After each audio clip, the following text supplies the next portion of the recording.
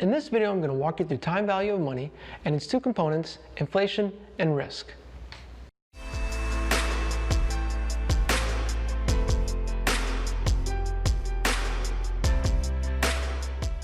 Hey everyone, this is Michael Tortorich and thanks for tuning in. Just a quick note in the video before we get started. These videos are designed to complement my book, Running the Numbers, a step-by-step guide to life's major financial decisions. Each video corresponds to a chapter or section in the book, and the idea is to review the chapters and use these videos as a platform to add some additional color around the examples where it just wouldn't have been practical to do in the book.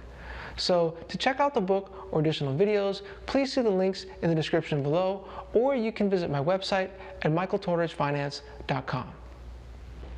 So let's jump into chapter 1, time value of money. So time value of money is simply the fact that $1 today is worth more than $1 tomorrow. And why is that? Well, that's because there's uncertainty in the future. Now, is the world going to change tomorrow? Probably not. But a year from now, maybe 10 years from now, there's a lot of uncertainty that far in the future. And that uncertainty comes in two forms. The first is inflation. And inflation is the fact that prices rise over time. So what $1 can buy you today, it may not necessarily be able to buy you a year from now. In other words, for the same amount of money, your purchasing power decreases over time. And the second is risk.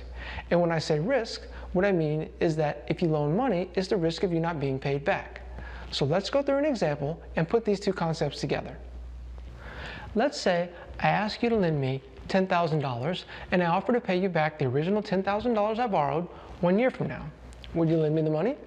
Well, you shouldn't. And that's because prices will increase a year from now and you need to be paid back the money you lent plus some additional amount so your purchasing power stays the same. Now, let's say you expect inflation to be 4%. In other words, what you can purchase today for $10,000 will cost you an additional $400 a year from now. In this case, you would require $10,400 in 1 year. But what about the risk you aren't paid back? You need to be compensated for that as well. And in finance, we call this a risk premium. So let's assume that, hey, I'm a pretty trustworthy guy and use a risk premium of 3%. This means you have to be paid an extra $300 in addition to the $10,400 1 year from now. So in total, to compensate you for inflation, the fact that prices rise over time, and risk, the risk that you're not paid back, you're going to need to be paid $10,700 1 year from now. And the additional $700 or 7% is the interest rate on the loan. So from now on, whenever you see an interest rate, you'll know that it's actually made up of two components. Now, banks are never going to split it out for you this way, but believe me, they're looking at these two components, inflation and risk, separately when they come up with interest rates. And so these calculations are pretty simple and can be done with the basic calculator, but I want to show you the calculations in Excel. And Excel is going to be an integral part of this series, as going forward, a lot of the concepts that we're going to cover are going to need to be done in Microsoft Excel. So let's jump to Excel and take a look at the numbers. This spreadsheet can be found on my website, michaeltortorichfinance.com. And here you can see we're on the Simple Interest tab, and starting in the top left, you can see the assumptions.